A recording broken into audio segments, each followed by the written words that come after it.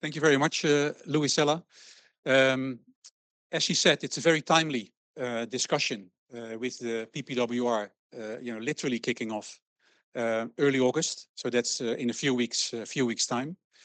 I think it's fair to say that probably the PPWR may have been one of the most lobbied files over the last several years. Certainly when it was in process of being developed by the Commission and when it was in process of being negotiated with the co-decision makers, it was very hefty, I would say. I mean, I don't think that there have ever been so many pieces of documents, flying around with positions on literally, every article. And then in the end, you finally have a regulation, because that I think is the big change from the previous directive, and that is that we have a regulation that is primarily intended to harmonize packaging and packaging waste measures across the EU markets. I think one other thing that is new to the PPWR is that I think for the first time it doesn't only talk about the waste hierarchy, but it actually addresses the waste hierarchy. So before in the directives, we were talking about prevention and there were all kinds, of intentions, but it wasn't hard, right? This time there's a hard prevention measure in the PPWR. I would say that the same, is true for reuse and refill. I mean, has been discussed, a long time, but it has never been as hard as it is in the current PPWR. I think from all of that, it's fair to say that the PPWR has a very significant impact on the food, agri-food supply chain, if you like. It is quite difficult to imagine our modern economy, if you like, without packaging. So from that perspective, it's touching every aspect of business. So I think it's a great opportunity to discuss the status. We had a Commission guidance and Q&A in March, pending all the many questions that were already out there on the text and some of the ambiguity and some of the secondary legislation in the pipeline already. There was also, following that guidance and Q&A, still a lot of comments that it wasn't sufficient enough, that it wasn't clear enough. I remember that Commissioner Roswell during the last council meeting said that a lot of that was going to be discussed at today's waste expert group that happened this morning. I'm really very curious to learn from the panelists later on how that waste expert group went, and whether you're satisfied or still not that satisfied with the progress, because I think that is very important given the deadlines that we are up against. Going into the event itself, it's hosted by MEP Keulen. Thank you very much for doing that. It's a very timely event. I think also when we talk about EFF, it is not only, I mean, I was going to introduce it, but then again, these are the members. I mean, MEP Keulen did a very, very good job earlier on, so I'm not going to do that again. The only thing that I would like to add is that from a business perspective, it's also a very, very much valued platform. So from my time with Coca-Cola, my time, with Heineken, it's one of those platforms where you can really have in-depth conversations without trying to push for a position, because that is what EFF doesn't do, right? So it's actually facilitating the dialogue. I think that is great. For today's event, it's an open debate, so let's try to make it as informal as possible. If after the first speaker you've got a question, just pop it. We will have Q&As also after the panel, and towards the end we will have another Q&A with everyone literally, sitting here, so we can chat on what we've heard and what we think. Don't make it too long, so keep the questions, relatively short, because the timing of the panel is of course also short. Also bear in mind that the event is being recorded, media, so you can say everything you like, but then again, within the confinement of what you want to say publicly. With that, I would like to hand it to MEP Keulen for an official introduction, and then I'll come back to you with the rest of the program. Thank you very much. Dear colleagues, dear speakers, dear participants, after this very successfully General Assembly, it is my pleasure to welcome you to the second part of today's event. This discussion will focus on the food safety implications of the Packaging and Packaging Waste Regulation, PPWR in short, with a particular focus on reusable containers on the HoReCa sector under Article 32. The PPWR represents an important milestone in Europe's transition towards a more circular economy. By promoting waste prevention, increasing reuse, and reducing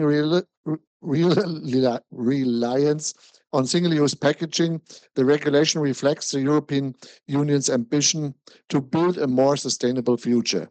These are objectives that deserve broad support. However, over the past few months, it became apparent that this regulation comes with a set of challenges. In just over 6 weeks, the PPWR will enter into force. Up until today, many questions remain unanswered. Even though the Commission has published a guidance documents, representatives from several sectors have come forward with issues that need to be addressed in order to successfully implement the PPWR. As with any major legislative change, successful implementation requires careful consideration of its practical implications. Sustainability and food safety are not competing priorities. They must go hand in hand. Consumers should never have to choose between protecting the environment and trusting that the food they consume is safe. The HoReCa sector illustrates both the opportunities and the challenges of this transition.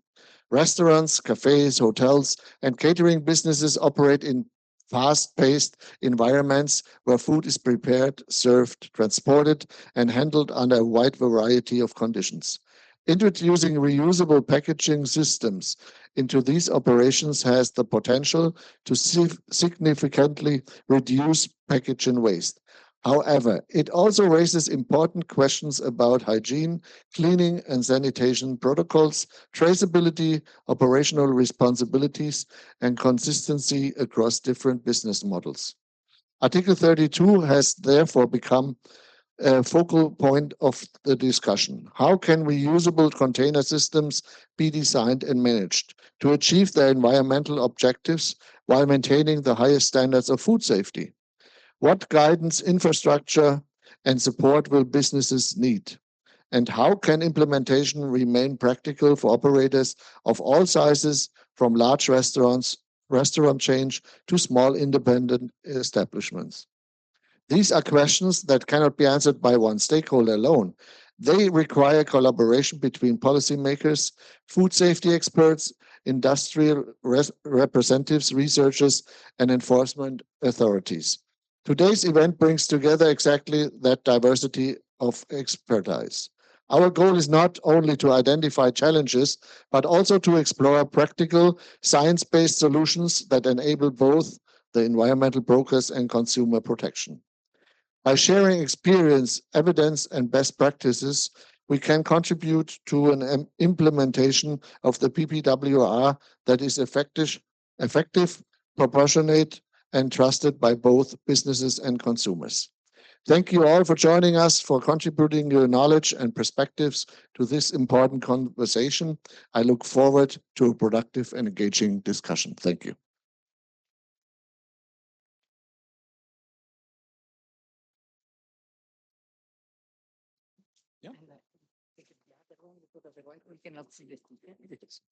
Okay. You're just redoing the room. That one can stay or also gone? What can I say? What can I do? See, the event is totally out of my hands, which in essence also goes for the introduction of you, Giuseppe. MEP Curler, you did such a great introduction on Article 32 and some of the consequences. So the good thing is I don't have to do it. But Giuseppe, I think you, from the University of Parma, have done a food safety study that is connected to bring your own containers. So what I suggest is that you take 10 minutes to explain the highlights of that. Please feel free to ask questions immediately after, or you can save them for after the panel. So Giuseppe, please. Okay, thank you, Hans. Okay, I'm Giuseppe Vignali. I'm associate professor at the University of Parma. Department of Industrial Engineering. And I carried out together with my colleagues from microbiological unit, Professoressa Bottari, Bancalari, and Dottoressa Stefanini, a work related to safety risk of bring your own container in the HoReCa sector related to the implementation of Article 32 of the PPWR. We are all part of the CPAC Center, that is an interdepartmental center on packaging that was established in 2009 at University of Parma. And this work is commissioned by Serving You. Please.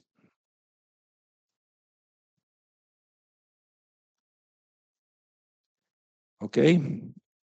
In this presentation, we will see why this study is carried out, the main objective and framework of the project, with a literature review and the differences between bring your own containers and reusable containers, with the definition of the experimental setup, the challenge test, and the data analysis carried out, with explanation of the results, the implication for the HoReCa sector. So, the context is the implementation of Article 32 of PPWR that mandates acceptance of bring your own containers for takeaway. And in this case, obviously, at the moment, the food business operator cannot control previous storage, cleaning, or transport, because this is not a reusable container, is bring your own container, and it's not clear the status of these containers. So this work wants to quantitatively assess the risk assessment and the evaluation of the microbial risk that we can have in this activity. Please. So in the first part, we review the literature on bring your own containers and the reusable containers, and we define a reproducible contamination model in order to collect even the microorganisms from contaminated containers. Then we quantify the microbial transfer under realistic handling condition, in particular to food contact surfaces, such as stainless steel, or to two types of ready-to-eat foods, one liquid and one sandwich, and from contaminated containers to serving utensils, with finally some details about and suggestion about the evaluation of the data and the results obtained. Please.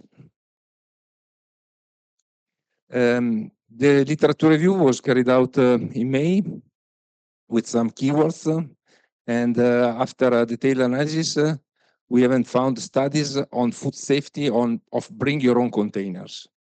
We found only some studies on microbiological risk in reusable container, in particular for fresh products. And we reported here the more relevant publication related to risk and type of microorganisms collected in this application.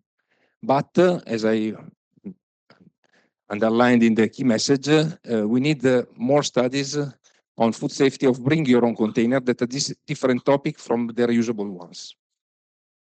Please. So we define an experimental setup with a spray inoculation of a polypropylene bring your own container, such as this in the picture, using a high level of contamination in order to collect in the right way the microorganisms. We sprayed internally and externally. And then we decided to select three types of microorganisms, in particular Pseudomonas, Escherichia coli, and Listeria innocua, that we found even in the literature review for the other application. And then we carried out the challenge test. In this case, we want to assess the cross-contamination on food contact surface, in particular stainless steel, that could be present in the business area, in the HoReCa sector. And in this case, we tested the contact of the bottom of the container, the external part of the container, with the stainless steel surface. Then we tested the two products, a sandwich and a liquid, a milkshake in particular, in order to understand the contamination, the possible cross-contamination of the products from the internal part of the contaminated bring your own containers. And finally, we decided to test a spatula, a polypropylene spatula, in order to see possible cross-contamination even of utensils that could be used in the HoReCa sector. Please. And this is the results. In this case, in the first case, for example, in the case of the cross-contamination of the stainless steel from the bottom part of the polypropylene container, we noticed that having an initial log, an initial microbial count of 8 logs, 8 logs, we found more than 4 logs after 1 minute of contact, and more than 5 logs for the Escherichia coli, for example, after 10 minutes of contact. In this case, it's particularly relevant the shape of the container in the contact on the stainless steel surface. In the second case, in the case of sandwich, we found after 1 minute of contact, more than 5 log of contamination in both the cases of Escherichia coli and Listeria. And in this case, after 30 minutes, we have the same contamination, but after 24 hours, we found more contamination in the case of Listeria. An important thing is we tested only the transfer of microorganisms, not the growth. This is a study to check if there is a transfer of microorganisms from the container to the product or to the surfaces. In the case of milkshake, that is a liquid matrix, we have, even after only 1 minute, more than 6 log of transfer in the case of Escherichia coli and Listeria, and the same values after 5 minutes. And finally, very interesting, the case of a spatula, because in this case, the spatula is moved 3 times inside the container to collect, like if you want to collect a product from the container. In this case, only after 3 times, less than 1 minute, we found more than 7 log of both Escherichia coli and Listeria. So finally, please. I would like here to summarize some major implication of this analysis, that our work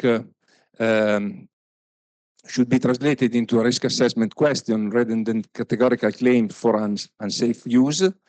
And the implication in terms of risk assessment is that data support the identification of plausible routes of microbial transfer.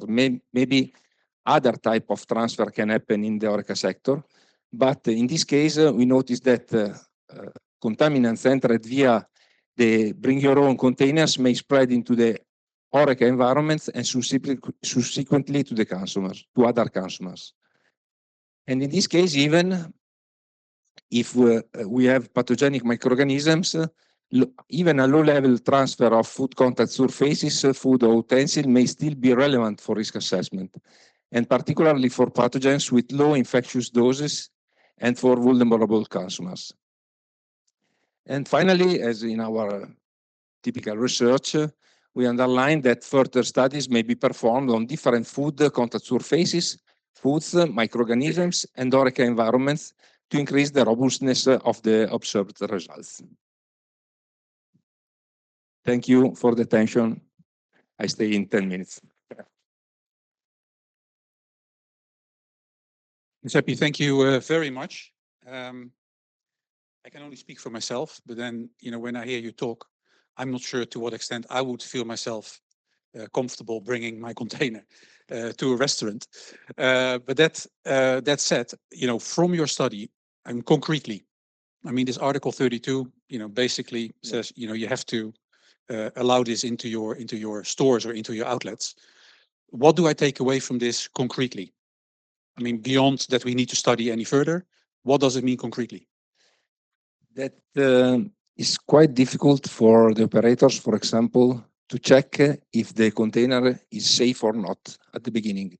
Because, for example, in the case of molds, you can see if you have a growth of molds in a consistent way. But in the case of bacteria, you are not able to see if there is a high contamination or not. It's not a problem of if the container is dirty or not. The problem is that if it's contaminated or not, and the operator cannot see this. And so the main aspect, in my opinion, of this work is to assess very accurately the procedure to check the container and to segregate as much as possible the container from the rest of the process. The rest of the process and the preparing area of the food. Yeah. And the operator don't have to touch the container. They have to put the food without touching the container. That sounds complicated as well. Any questions from the audience at this moment? Yeah, please. Thank you. I would like to ask, is there, and I work for Edenred, the meal vouchers company, and I was wondering if there's any material for the containers that would be less, like transporting less bacteria than another one to recommend. Okay, in our case, we tested the polypropylene material that is typically used for bring your own container. But it's possible that we need to test the other type of foods, other type of packaging materials in order to see if the transfer is the same or not. In our case, we noticed that even the transfer from the polypropylene to stainless steel happened. That stainless steel typically is recognized as one of the best material for the hygiene. And in the case of spatula, that is both plastic material, polypropylene, and the spatula and polypropylene, the container, we have a high level of transport of the transfer of microorganisms. Yeah, and you did particularly look at the from a scientific perspective, the transformation from one container potentially to the rest of the sector, but you didn't touch at all where things like legal obligation lies. Is that with the consumer? Is that with the outlet? So I'm not sure. Yeah, from a Serving Europe perspective, you may have an opinion on that. Yeah. Well, I think my question and my comment would be that we need the legal clarity also from this authority. We would need to understand, who is, in a sense, what is the liability if there is a spread from one consumer to another one. And my question to you would be, what do you think we would need as operators from the authorities and from the European Commission, who is present over here? Thank you. Yeah, obviously, as I told you before, the operator has to segregate the container as much as possible, not enter the container in critical areas, and not touch the container, and even in the case of utensils, don't touch the container. They have to put the food, but without touching the container. In the case of authorities, I think that it could be relevant to have a procedure to check each step of this activity in order to understand if each part of this activity is safe or not, and to assess for which product could be applied this mechanism, for example, for refillable products or reusable container. For example, the highly perishable product was excluded. In this case, no details about it. At the moment we have, but we need a clarification from the authority of the procedure, the right procedure that a business operator has to follow. Yeah. And just have one last question, and then I'll let you go until the end, because I'm sure there will be more questions than that. So this is bring your own, right? So the consumer brings their own packaging, so you have no idea, what happened with it or where it was used before. Yeah. So if the outlet itself uses reusable packaging or reusable utensils or reusable plates, I mean, they give them to the consumer takes them, to a table, and then it comes back. Would that be the same, or would that be safer? Because I mean, you're still giving it away, you're getting it back somehow, so you still have to handle it. Yeah, but obviously, even now we have the possibility to take away products, but the raw material of the packaging is controlled, and from the quality and microbiological point of view, and you are more sure of the quality of these products that comes from the kitchen than a container that comes stays from in the restaurant. Yeah. Okay. This is the difference, in my opinion, Yeah. from this actual situation, the real situation now and the future implementing the Article 32. Okay. And yeah, it's not easy to check the quality. It could be safe, but it could be not safe. Yeah. Okay. It's difficult. Yeah. Thank you very much. I'll ask you back towards the end of the meeting for the panel, so that we can continue with a panel that deals with the implementation essentials, and it says from regulatory requirements to operational reality. We've got three esteemed guests here for taking us through their view, their position. I have to say it's particularly towards the end of the value chain. We've got Alessandro Piccione from Food Drink Europe. We have, yeah, please, yeah, come over. We got Nick Domheim, who is basically your counterpart, I guess, more or less, from Eurocommerce. So that's the trade arm. And then we have Aurel Chibanu, who is the director for circular economy at DG Envy, Directorate B. Yeah, one question that I have for each of you is basically your reflections from this morning's waste expert groups. I mean, from that perspective, the meeting is very, very timely. But maybe if we start with you, Alessandro, first. I mean, both of you, and I mean, I have to admit, you know, I'm with Europen. You're not the only ones who have been sending letters, statements, whatever. How do we call them all? Manifestos. I mean, you name them, with all your concerns, with all your questions, also with all your suggestions on how to move forward. I think you have been the addressee of most of those letters. So I think, you know, from that it would be interesting. Or do you want to say something up front? Yeah. Expressed my interest in intervening, and I would say the following, because you put it like this. How do you comment this morning's exchanges in the expert group?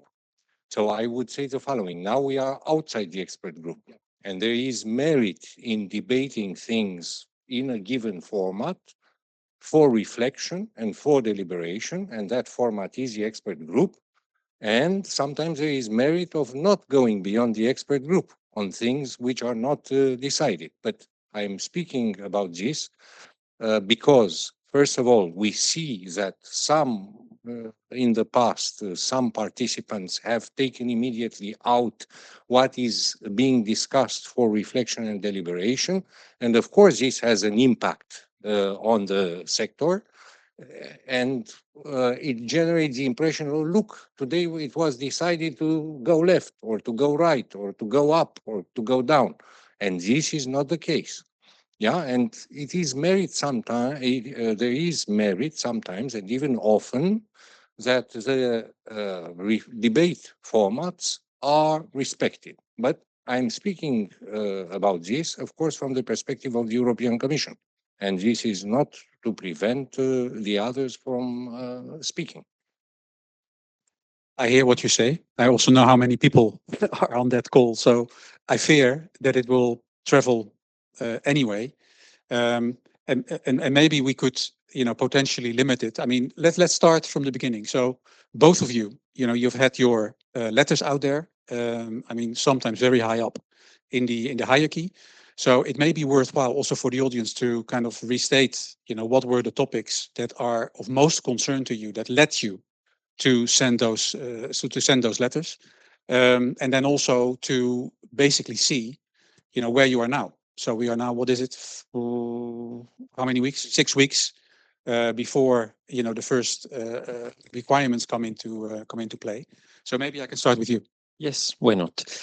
It's important that you mentioned the letters we sent to the Commission in the past weeks. and the importance of the waste expert group. And the first thing I have to say, I very much welcome the organization of this high-level dialogue today. This was one of the first point of the last letters and Food Drink Europe sent to the Commission, because of course we still need to get the clarity and certainty needed ahead of the deadline. So first of all, thank you.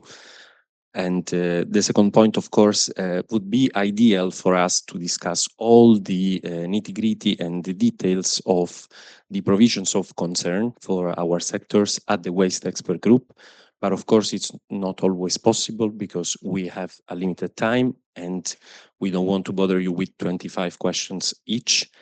And it's also quite normal that considering the lack of time in which we are now, the industry is concerned.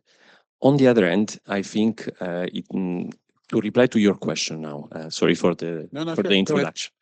The meeting was very valuable, and we believe that in one sense, speaking about coordinating the market surveillance authorities along with all the effort that the Commission is doing is crucial. We advocated for that in the past. Food Drink Europe was also very active on few provisions, Article 5, Annex 5, but also labeling, packaging minimization, and so on. But of course, something is still missing in this dialogue with the market surveillance authorities, and we believe that we have not so much options at the moment, considering the time. So we might find a way to convince them to agree on a common understanding ahead of the deadline, because otherwise the industry will left behind. And this is what we see every day in the comments I get from members on the provisions I mentioned, but also on others. For example, we are very happy that you clarified the definition of manufacturers, which wasn't prioritized by Food Drink Europe at the beginning of the year, but then it became crucial, 90% of my time in the last 2 weeks. And now the Commission already come back to us today, by the way, publicly. So I think the dialogue is crucial at the moment, and we need to see what to do with the market surveillance authorities, because they have to implement, but we are speaking about a regulation. So it's up to us and the Commission. We have the duty to not disrupt the single market. Is that, if you allow me, Alessandro, one of the things that you mentioned in your 5th of June letter was indeed that at a minimum we had to work without delay to develop a common understanding of enforcement principles applicable to those obligations. So that is basically what you're saying. Yes, Yeah. Thanks for quoting the letter. We had 3 points at the end. Yeah. One was the high-level dialogue on clarity and certainty. Yeah. So done today. Good point. Second is at minimum a common understanding with the market surveillance authorities on how to correct implement, because our issue at the moment is the manufacturers are the sole responsible for the declaration of conformity. And in absence of clarity on some of the provisions, PFAS, for example, we fear that we will not be able, considering also that a lot of the declaration of conformity were already prepared today ahead of the 12th of August. And we are aware that the Commission notice is giving us thresholds and guidance, but of course we would like to see something else, because we know that some market surveillance authorities challenged the Commission notice in the past months, and this is why we are spending so much on that. And the third point, of course, was assess if any other, I would say, any other valid pathway was there in absence of these 2 points. Yeah.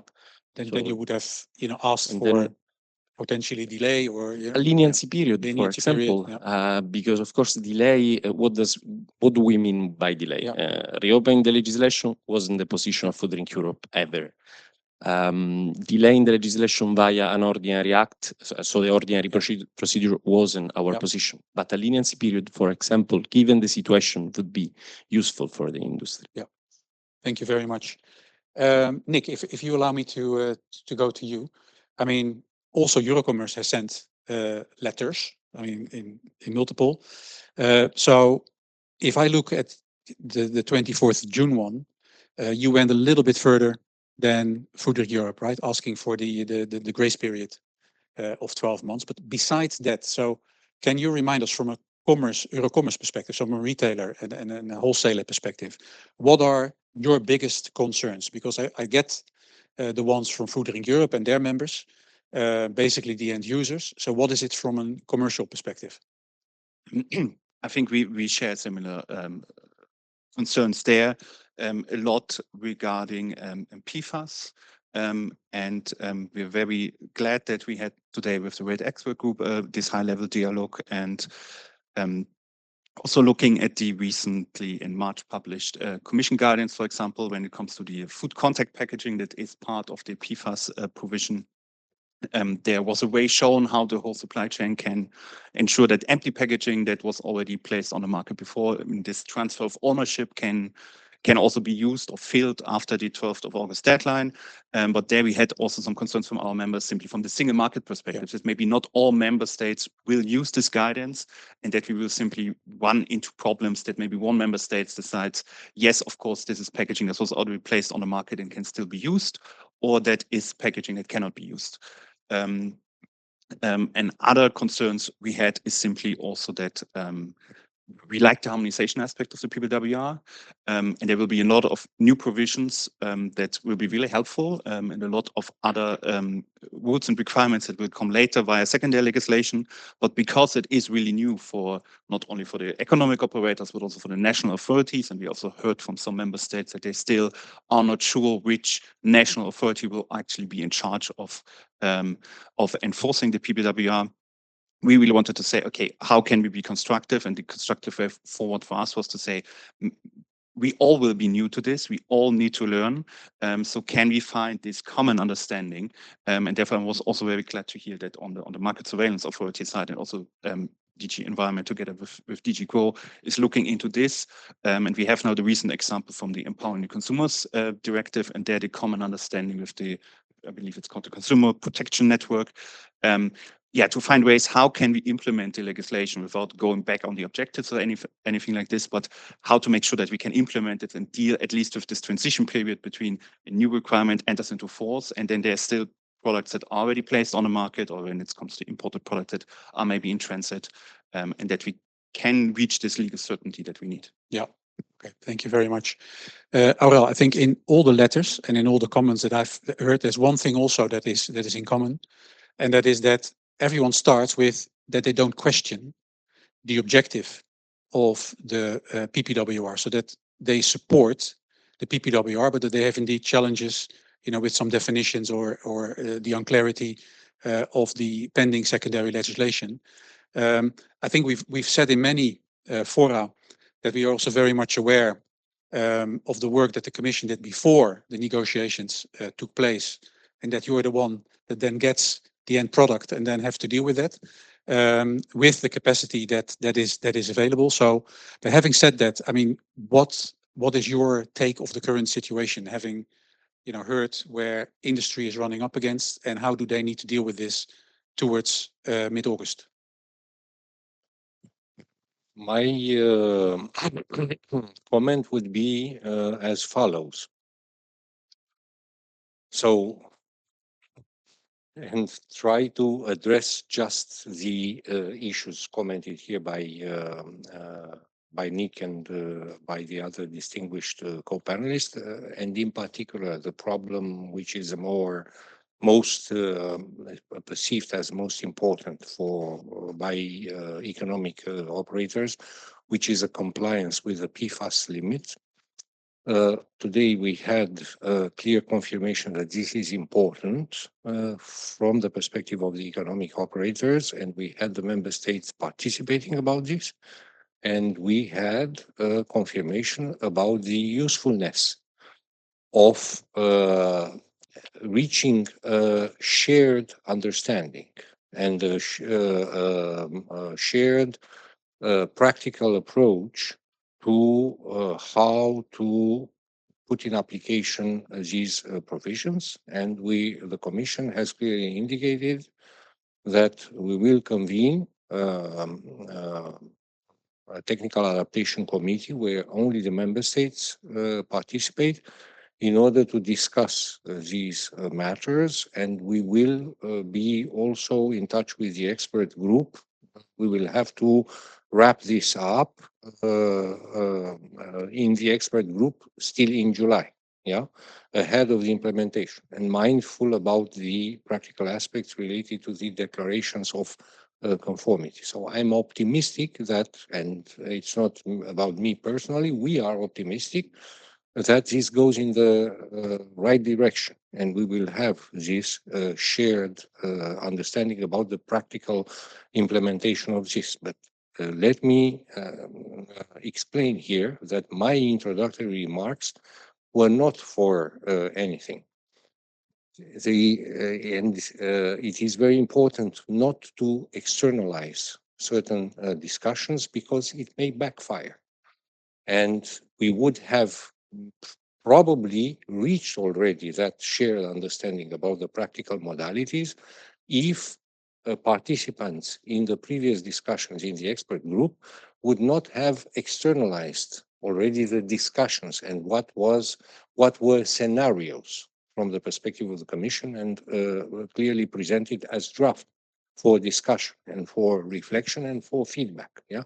And that has the externalization and what we perceived as excessive reactions. I'm sorry, I have to say this from a few participants, has raised some question marks. Is this going in the right direction? So this is how it backfires, meaning obtaining the efforts, the effects contrary to your desires. Yeah. So this has stalled the process for a moment, but today, so yeah, and we are also not how to say, acting in a vacuum. We are accountable to people, to politicians, yeah, to whom we have now to report that clearly this is a necessary step. And I have no doubt that everything will be fine. So this is why there is merit, not to keep secrecy and not to keep you from consulting your members. We are not saying this, but there must be a discipline of an intellectual discipline of this. But sorry, I don't want either to be perceived as preaching about this, but it is very important on a matter which is so horizontal and so impactful for so many actors. Some discipline is indispensable, in particular in volatile times, because not everybody, people who are not close to the debates, interpret this, wow, there is a vibration in the system. What is happening? Stop everything. Yeah, this is how things are also on other fronts. We see very well. So it's not from the desire of preaching that I was sharing this, but in order to encourage a smooth, we will find solutions to everything. Again, we are not autonomous players, and I don't think over the night how I can prepare this implementing or delegated act. We work in a system of accountability and the consultation of stakeholders and the prevalent reaction, the center of gravity of reactions matter. Yeah, so everything will be discussed in a transparent manner. And even if you are not on the side of the winning argument because the center of gravity is somewhere else, we will take care that everyone is able to prepare in time for this. And because I thought that actually the meeting this afternoon is about the study, but I think that we are delaying this debate. It's worth. So yeah, I appreciate, and we appreciate also this study. We will, of course, need to see a little bit what was the sampling and other elements. We need to see also which is a practice across the member states, because we have the impression, but for the moment it's just an impression. I tend to remember that in some member states, such a use of own bring your own container is already in practice. Yeah. So we will have a look at this, and yeah, we will reflect. We will be in touch with the relevant stakeholders. I note that the relevant stakeholders is Serving Europe, which is promoting this on a seemingly objective basis. So we will see if there is a need for action. Yeah, but I would also point, I mean, nothing ultimately, I mean, we have a regulation that is in place. These matters have been discussed with the member states, with the European Parliament. So, of course, majorities can change over time, and ultimately, all things around us change, but they are not as volatile like this. I mean, 27 member states, I don't know which was the majority underpinning this. If there was more than a qualified majority underpinning this rule, they couldn't get all of them wrong. This, so we need to think also what are the priorities, what is feasible, and things like this. I mean, also these rules in Article 32 were not born overnight and brought somebody who was on top of the system and said, let's create a surprise with Article 32. It was vetted. So sorry for maybe taking too long. No, it's very clear.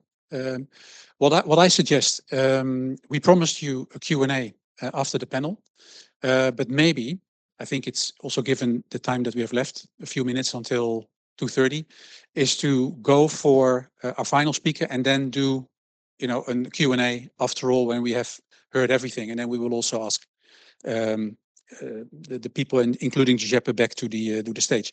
So what I suggest, if you would like to take a normal seat, you may also stay here, whatever you like. Is that, yeah, that's fine, absolutely.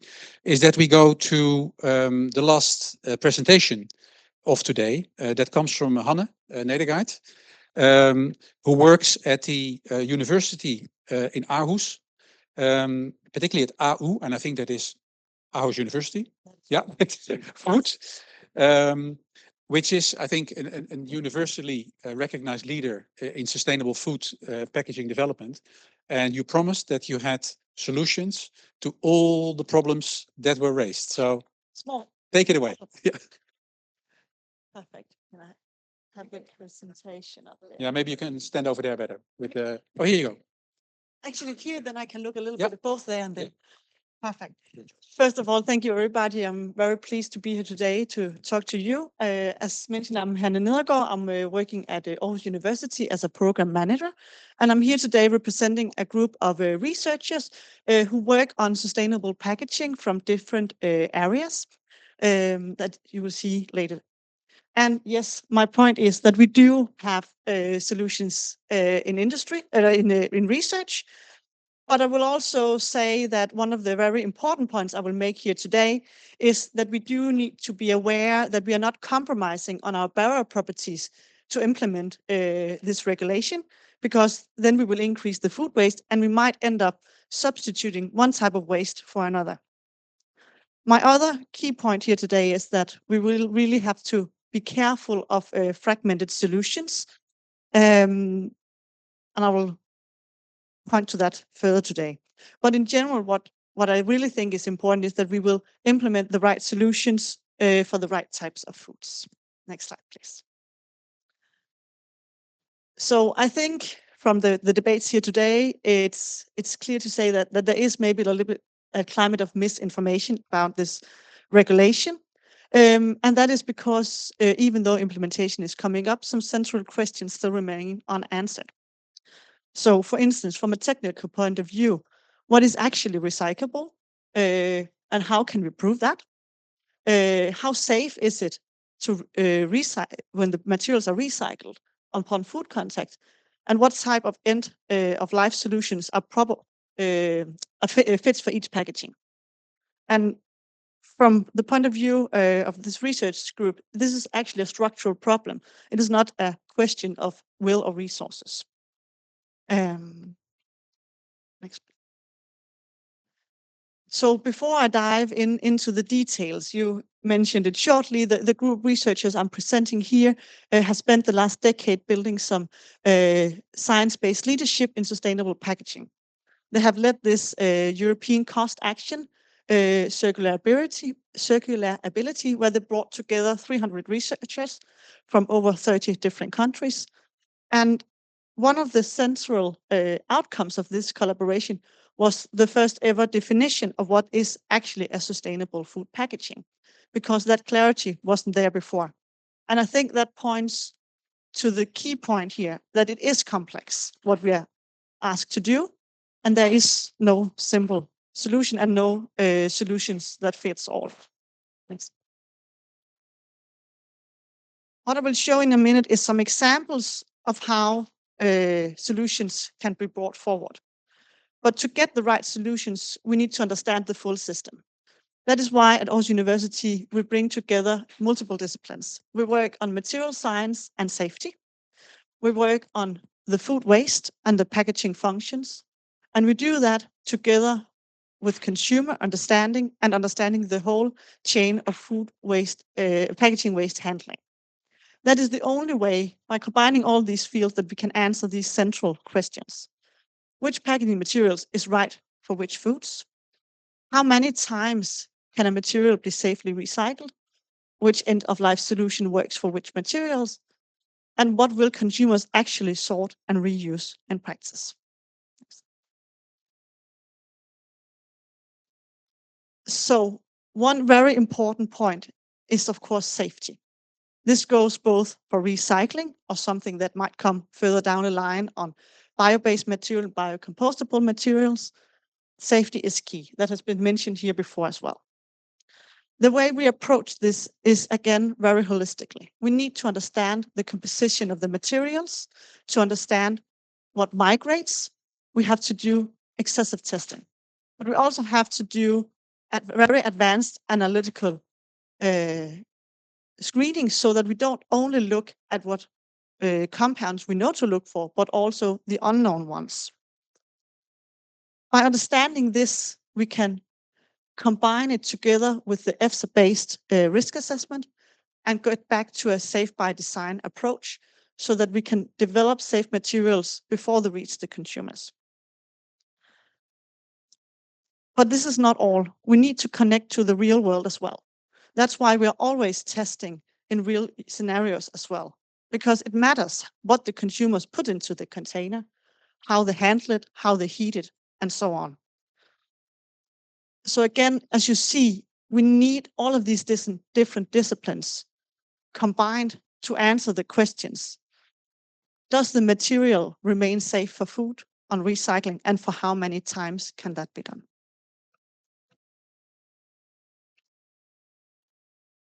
Another very important question here is the function.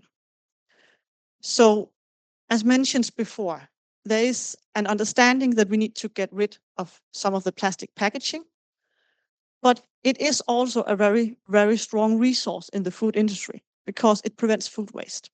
So if we in the implementation compromise on the functions, we might end up substituting one problem for the other. That's why we need to combine the understanding of the processing, both of bio-based materials, but also upon recycling, understanding the chemical changes happening on a structural level that will then dictate how that specific material functions with barrier properties, thermal properties, biodegradation, and so on.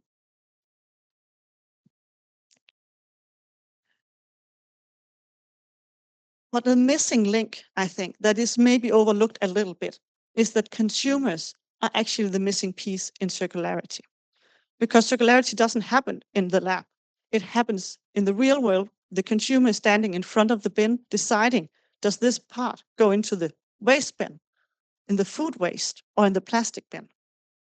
If they do not know that, and there is a lot of misconceptions on what is this type of plastic, how can I sort that, and so on.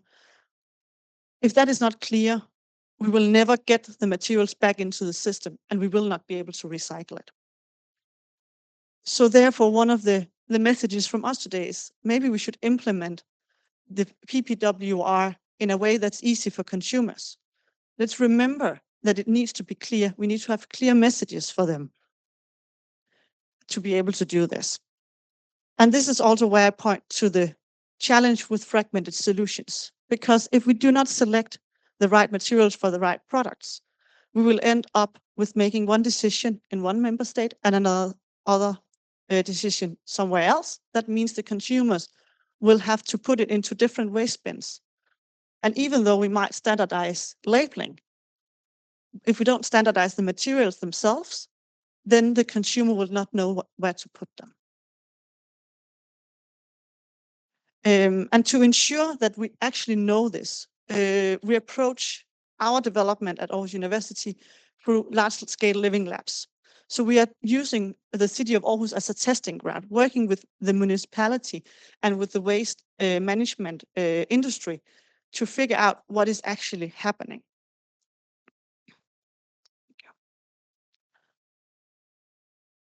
So these are a little bit about the general approach. I will also give you one very concrete example of what the researchers have been working on in parallel with the Commission. One of the practical questions arising from the PPWR is that we need to be able to certify the amount of recycled material in plastics. Our research has developed an isotope-based method that they have patented that can actually make this certification so that it is documentable. So my clear message is, and I think that is in the spirit of the discussions here today, that we do need to work together. A lot of the science exists. We do have some bio-based materials with good properties. We do have something that can be recycled. We can test what is safe. But if we do not do this together and select the right materials for the right food, we substitute one type of waste for the other. And we need to harmonize this so we get the right end-of-life solutions across Europe and make it easy for the consumers. Thank you.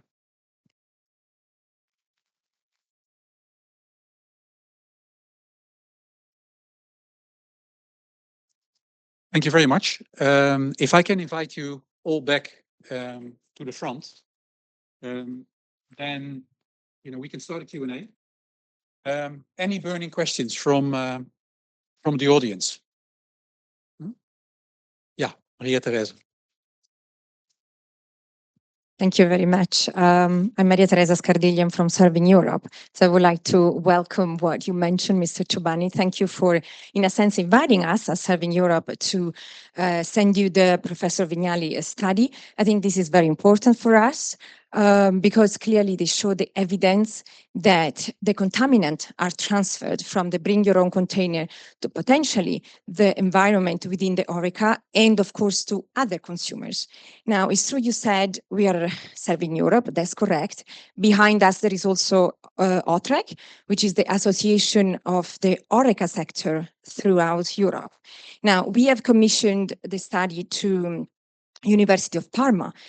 You might know that sometimes associations don't have a lot of money, so that's why Serving Europe paid. But OTREC is clearly behind us. So we do represent the entire HoReCa sector.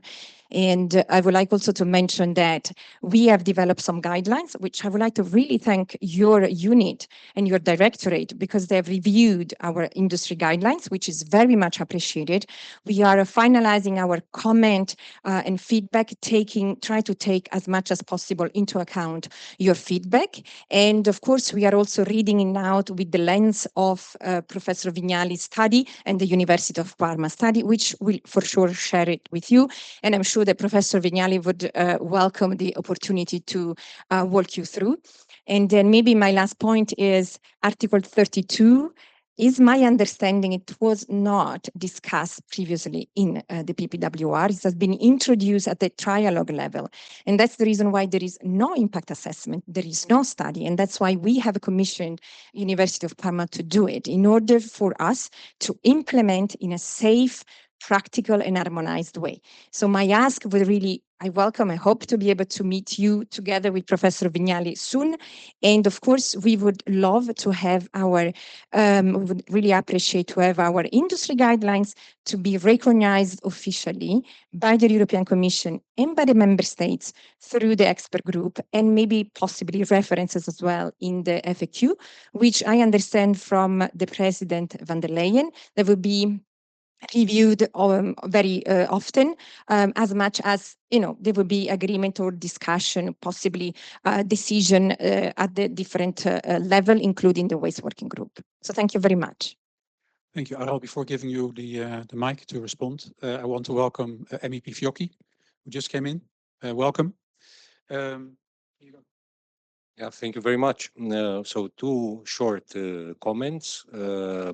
I didn't say that Article 32 was backed by an impact assessment or anything. I was saying just that it has formed the deliberation, it was the object of deliberation of many people, including 27 member states. This is what I was saying. The second thing is, the second comment is, we have reviewed the document that you shared with us. This doesn't mean that we endorse it. And to be direct with you, we don't see this as a priority for the work under the packaging regulation. There are more significant issues that concern a wider array of people. The third and last comment I would make, we would appreciate, I haven't mentioned any meeting, but of course we welcome the study, receiving the study and its underpinning. Thanks a lot. Thank you. Anyone else? Don't tell me that you have no questions, because all of you have concerns. Fiocchi. Please, here you go. No, as a MEP that follow packaging, but not only packaging, also CLP, SUP, and everything else. One point which for me is extremely important, because before becoming a politician, I was an entrepreneur.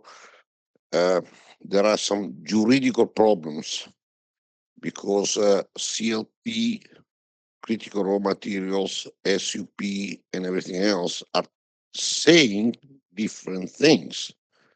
And in my opinion, one of the role of Europe is to make sure that the rules are clear. So now an entrepreneur that is going to go and I have to do the packaging, but what should I do? The recycle plastic, but here they tell me that I have to get the definition of the SUP, but no, I have to go to the critical raw material that tells me that this is impossible. And in my opinion, on the packaging, we need to make some clarification from a juridical approach. This is point number one. Point number two, we all agree that having a percentage of the packaging as a recycled material is a good thing, because the more we use as a recycled material, the better it is for environment. But in some types of packaging, the percentage is at such a level, and in some countries, they do not recycle as much as they do in Italy or Belgium. And so they may not have a sufficient supply of recycled material. So they're going to import virgin material from outside the EU and declare it as recycled material. And this is bad. And also, sorry, it's not exactly linked to recycle, to the packaging problem, but for example, there is a company in Italy that recycle lithium, but there are so many obstacles to send it to France or to Germany, that at the end they send it to China. So now also on the recycled material, we need to harmonize Europe. This is something I'm telling to myself as MEP, but also to all my colleagues. We need to harmonize so that all the recycled material can freely travel inside Europe, because otherwise we're killing ourselves. That's it. Thank you very Thank you. much. Those were 3 points. And yeah. I noted, I retained only two, but I'm very happy to reply to the Honorable Fiocchi MEP with good news. On the first point about the clarification between of the interplay between different European rules, we have solved the problem of the compatibility of the packaging regulation as the SUPD, the Single-Use Packaging Directive. And I would like to point in particular to the guidance document that was adopted by the Commission explicitly in order, among others, to clarify this matter, and in particular the situation of the single-use packaging, paper packaging that is coated with plastic. So I won't enter now into the details, but we have presented also this guidance. I would recall this fact to the 27 member states. So the second aspect is about the quality of recyclates and the possibility of recycled materials to travel across the member states. Indeed, it is a very important problem. We have addressed this matter under the Single-Use Plastics Directive by enabling the mechanical and chemical recycling of polyethylene, PET. Yeah, and we intend to do the same, and in principle, according to the same lines, under the packaging regulation. The Commission is obliged by the packaging regulation to bring by the end of this year implementing measures concerning the recycled content and the geographical the equivalence of recyclates from third countries. And in principle, we see the rules adopted under the Single-Use Plastic Directive as a model for the rules under the packaging regulation. And this should facilitate, indeed, as you say, the fact, the circulation of recyclates in member states which are more effective in collecting and recycling towards those member states which are not that effective. But here, maybe it is important to say that we have clearly called upon the member states, in particular those lagging behind in terms of collection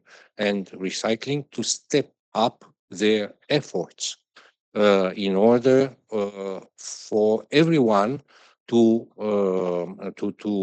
operate in this area in a convergent manner, so that the burden of producing recyclates does not lie only on the shoulders of the more efficient member states such as Italy or France or Germany, but also the others must go in this same direction.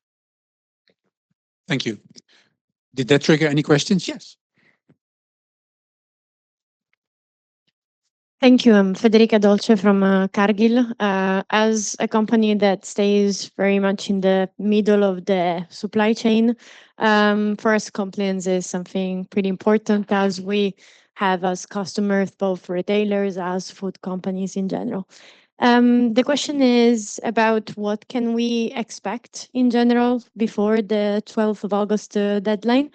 For the compliance part regarding, for example, the PFAS problem, if member states do not agree to protocol, to the same protocol test. So just a question in terms of what can we expect? Thank you.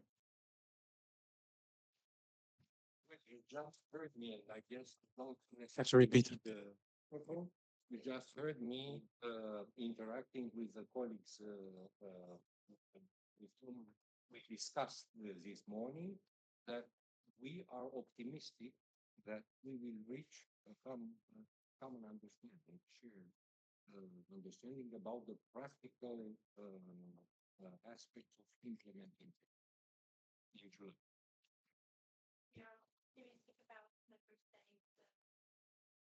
Yes.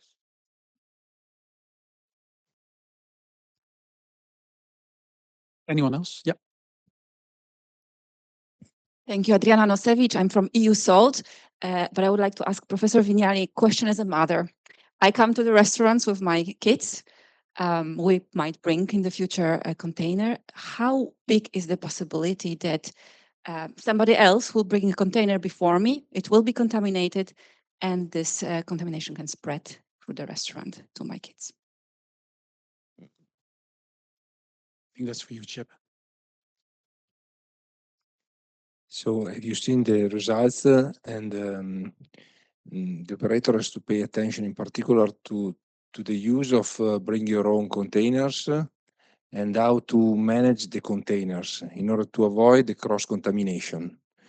And the problem, for example, in my case, is the case of the spatula, because in this case, it's very difficult to manage some type of food and to put into container without touching the container. And so they have to take care about these activities and many other activities. And obviously it implies a huge attention to the for these operators to work in the right way. Then obviously it's the beginning of this implementation. And so we have to do guidelines to explain very well what they have to do, and even the authorities has to explain how is the control and how an operator can refuse a container or not. It's not easy to say this is refusable or not.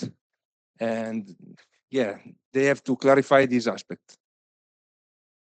This is cross-examination of the witness US style. Anyone else? Yep.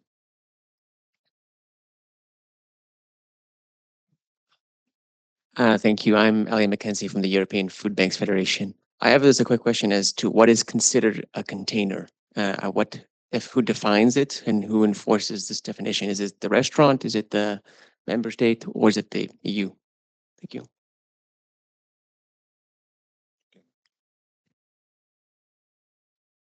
Who defines the container?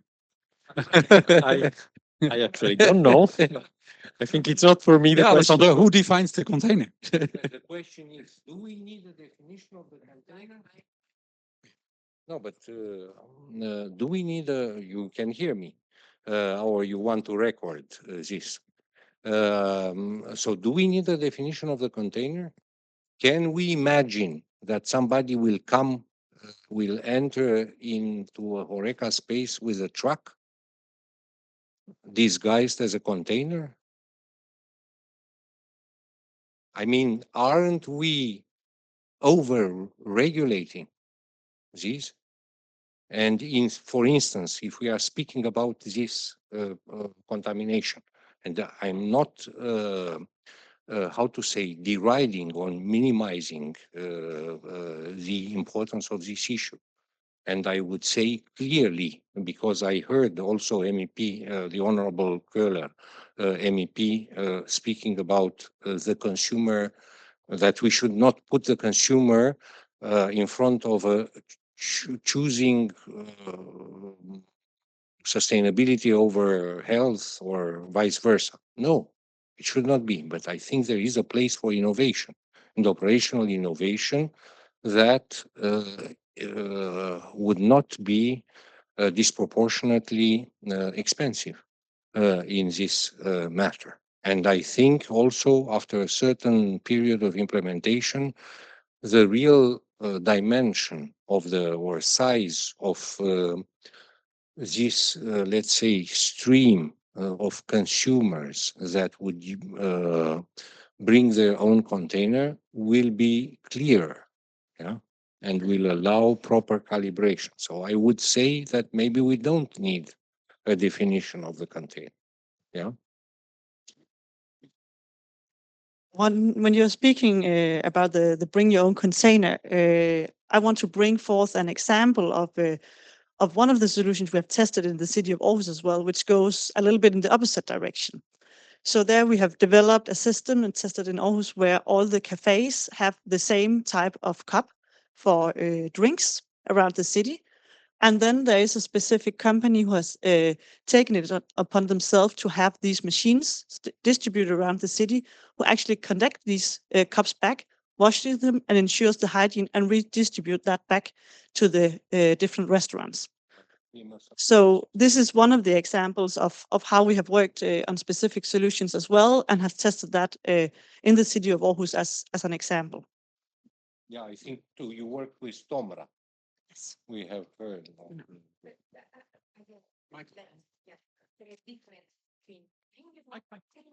And what you mentioned, and very good, this is reuse. What you mentioned is reuse. Deposit return system, and it is disinfected, and it comes back as clean.